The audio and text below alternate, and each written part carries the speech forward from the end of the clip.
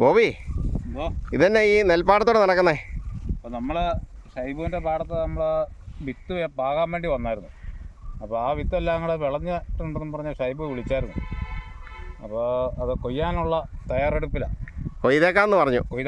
അപ്പോൾ ഇന്നിപ്പോൾ ഒരു ശകലം കൊയ്ത്ത് നടത്തുന്നുണ്ട്. അപ്പോൾ അതിൻ്റെ അകത്ത് ഒരു പങ്കാളിയാകാൻ ക്ഷണിച്ചിട്ടുണ്ട്. അപ്പോൾ അതായത് ഉദ്ഘാടനം കൊയ്ത്തുത്സവം. കൊയ്ത്തുത്സവത്തിന് ഷൈബു ക്ഷണിച്ചിട്ടുണ്ട്. അപ്പം ഷൈബു ഇവിടെ റെഡിയായി നിൽക്കുകയാണ് അല്ലേ? ഷൈബു റെഡിയായിട്ട് നിൽക്കുന്നുണ്ട്. ഷൈബു, ആളുകളൊക്കെ വരുന്നോളായിരിക്കും അല്ലേ? ആളുകളൊക്കെ വരുന്നേ ഉള്ളൂ. ആരാ ഇതിൻ്റെ കൊയ്ത്തുത്സവം ഉദ്ഘാടനം ചെയ്യുന്നേ? നമ്മുടെ ഒരു സുഹൃത്തുണ്ട്, മറിങ്ങാട്ടുപള്ളിയിലുള്ള ജെയിംസ് ചേട്ടന്. അദ്ദേഹം മലയാള സിനിമയിലെ ഒരു സഹനടനായിട്ട് ഒരു 100ഓളം സിനിമയിൽ അഭിനയിച്ച ഒരു ജെയിംസ് ചേട്ടനുണ്ട്. ജെയിംസ് കൊട്ടാരം അല്ലേ? വരാൻ നേരിട്ടുണ്ട്. അദ്ദേഹം ഇത് ഉദ്ഘാടനം ചെയ്യാൻ വേണ്ടി വരാൻ നേരിട്ടുണ്ട്. അതുപോലെ ഏതെങ്കിലും മീഡിയ ഒക്കെ വരുന്നുണ്ടോ? മീഡിയക്കാരൊക്കെ വരുന്നുണ്ട്. പരിപാടി ഒരു ആഘോഷമായിട്ട് തന്നെ നടത്തുക അല്ലേ? ഒരു വെറൈറ്റി നാടൻ നെല്ലാണല്ലോ. നമ്മൾ സാധാരണ എല്ലായിടത്തും നെല്ലുണ്ട്, നെല്ല് കൊയ്യുന്നുണ്ട്, നമ്മൾ അറിയുന്നില്ല. പക്ഷേ ഇതങ്ങനെയല്ലല്ലോ, നാടൻ പരമ്പരാഗത ഇനങ്ങൾ. അന്നേരം ഈ നെല്ലിനങ്ങൾ പരിചയപ്പെടുത്താനും ഇതിൻ്റെ ഒരു കൃഷി രീതികളൊക്കെ ഒന്ന് ആൾക്കാർ അറിയാനും അങ്ങനെയുള്ള ഇതിനു വേണ്ടിയാണ് ഇങ്ങനെ കൊയ്ത്തുത്സവം വെക്കുമ്പോൾ ഇതിനൊരു ഇതായിരുമല്ലോ, പ്രൊമോഷൻ ആവുമല്ലോ. എത്ര ഇനം ചെയ്തിട്ടുണ്ട് ഇത്തവണ? നമ്മളൊരു 10ഓളം വെറൈറ്റി ഇതിനകത്ത് ചെയ്തിട്ടുണ്ട്. പല ഐറ്റങ്ങളിലായിട്ട് 10ഓളം വെറൈറ്റി ഉണ്ട്. നമ്മൾ ആ വിതയുടെ ഒരു വീഡിയോ ചെയ്തിരുന്നു അല്ലേ? അന്ന് ഈ ബോബിയാണ് നമ്മൾ വിത ചെയ്ത് ഉദ്ഘാടനം ചെയ്തത് അല്ലേ? ആ നെല്ലാണോ ഇന്ന് നമ്മൾ കൊയ്യുന്നേ? കൊയ്യുന്നേ അന്ന് നമ്മൾ വിതച്ച നെല്ലാണ്. ആ നെല്ല, അതായത് മൂപ്പ് കുറഞ്ഞ ഏറ്റവും മൂപ്പ് കുറഞ്ഞതാണ് എനിക്ക് തോന്നുന്നത്. അത് എത്ര ദിവസം ആകും? ഇത് 60 ദിവസം. 60 ദിവസം കൊണ്ട് അല്ലേ?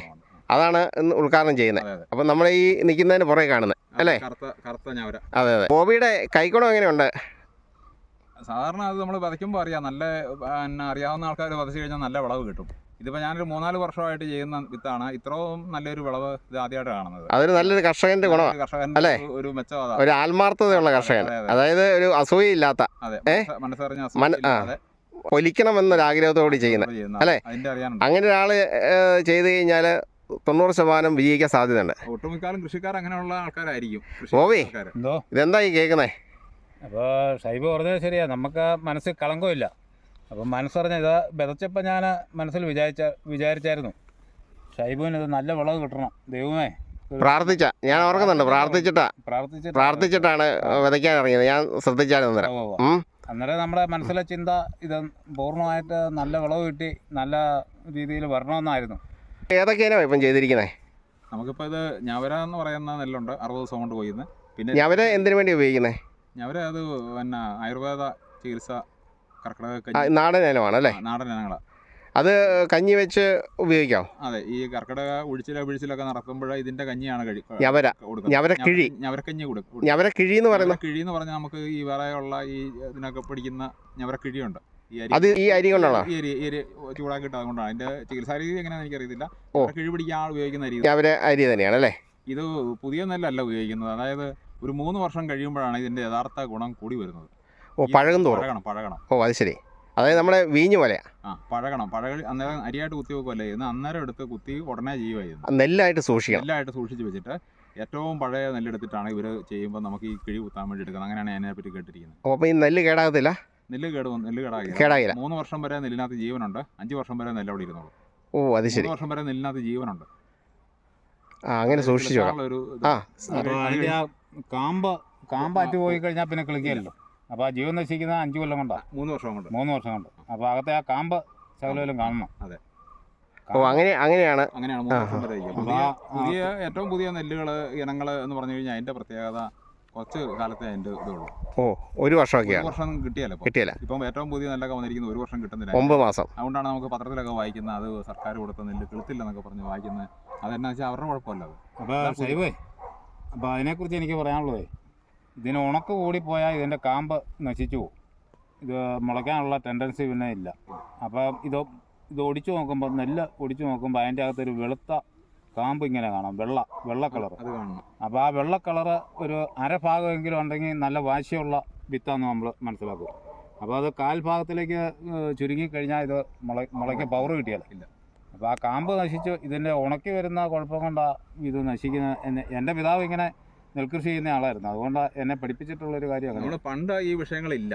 അതിൻ്റെ കാരണം എന്താണെന്ന് ചോദിച്ചു കഴിഞ്ഞാൽ, കുറച്ച് സ്ഥലത്തെ നെല്ല് ആദ്യം കൊയ്ത് അവിടെ കച്ചിയുടെ കുറ്റിയെല്ലാം ചെത്തി മാറ്റി സ്ഥലം ലെവലാക്കി നിലത്തെല്ലിയും കൊണ്ട് തല്ലി മെഴുകിയിട്ട് കളം അതിനകത്ത് തന്നെ ഉണ്ടാക്കുമായിരുന്നു. ചാണകം ഇട്ട് മെഴുകി അവിടെ കളം ഉണ്ടാക്കുമായിരുന്നു. ചൂലിനടിച്ചിട്ട് കളം ഉണ്ടാക്കും.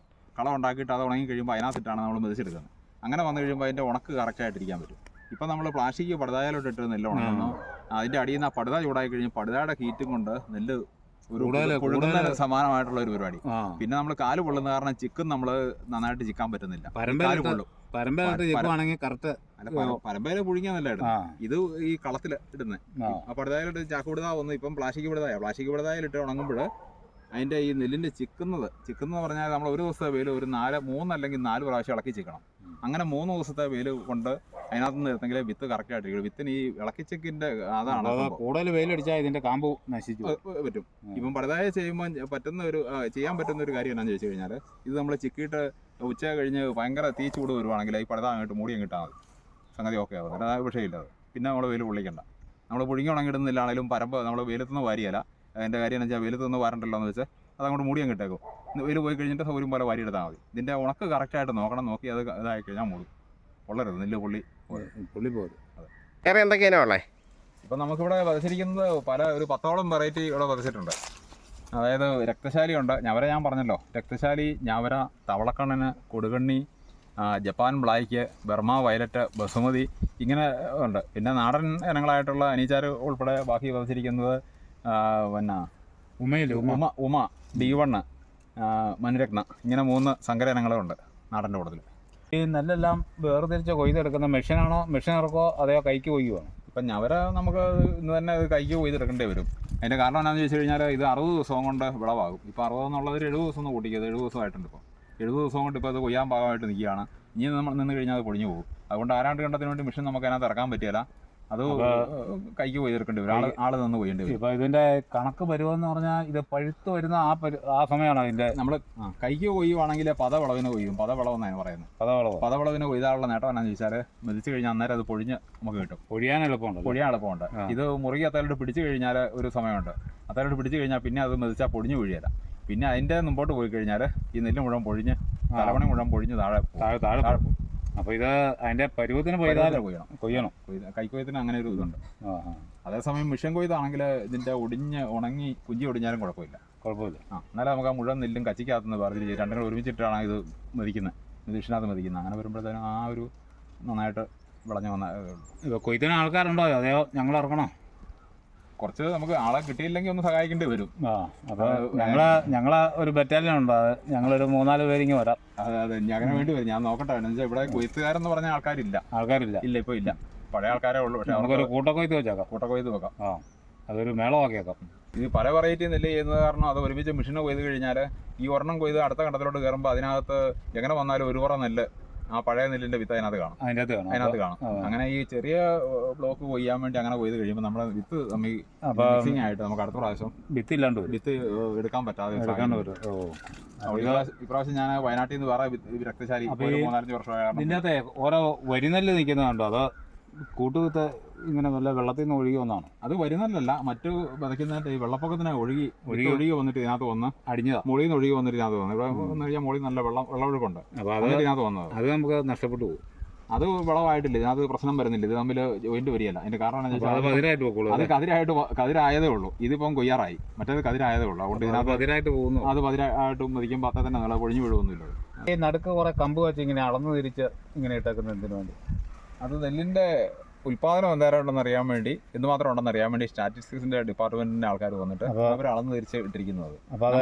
ഇത് കൊയ്തിട്ട് ഇത് മെതിച്ച് എത്ര മുടി കറ്റയുണ്ട്, എത്ര കിലോ നെല്ലുണ്ട്, അവരത് തൂക്കി അതിന്റെ അളവെടുത്തോണ്ട് പോകും. അപ്പൊ ഇത് എന്തൊരു സ്ഥലമാണ്? ഒരു സെന്റ് നേരത്തെ 1 സെന്റ് ആയിരുന്നു, ഇപ്പൊ 1/2 സെന്റാണ്. സ്റ്റാറ്റിസ്റ്റിക്സ് വകുപ്പ് കണക്കെടുക്കും. അവർ വന്നെടുത്ത് കണക്കൊക്കെ എടുത്ത് ഇത് സർക്കാരിലോട്ട് സമർപ്പിക്കണം. അതെല്ലാ നെല്ലിന്റെ സാമ്പിൾ എടുക്കണം. ഈ നാടൻ നെല്ല് ഇവിടെ മാത്രമേ ഉള്ളൂ. നമുക്ക് മിനിച്ച് താലൂക്കിൽ ഇവിടെ മാത്രമേ ചെയ്തിട്ടുള്ളൂ. അവർ കൃഷിഭവൻ വഴി ചെന്നിട്ട് അതിന്റെ ഡീറ്റെയിൽസ് എടുത്തിട്ടാണ് ഇവർ വരുന്നത്. ഇവരെവിടുന്നാ വരുന്നത്?